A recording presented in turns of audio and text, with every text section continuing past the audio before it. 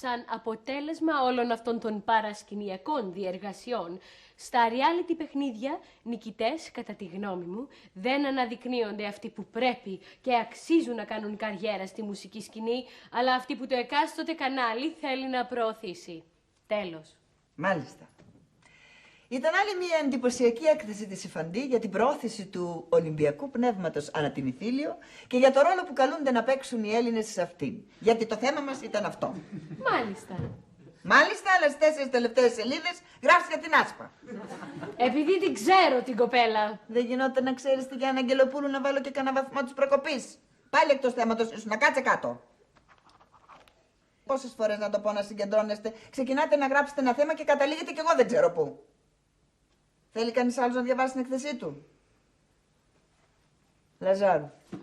Κυρία, θα μας συνοδεύσετε στην πενταήμερη? Α, εγώ τα λέω, εγώ τα ακούω. Τι έλεγα μόλις τώρα? Τι λέγατε? Έλατε. Περάστε.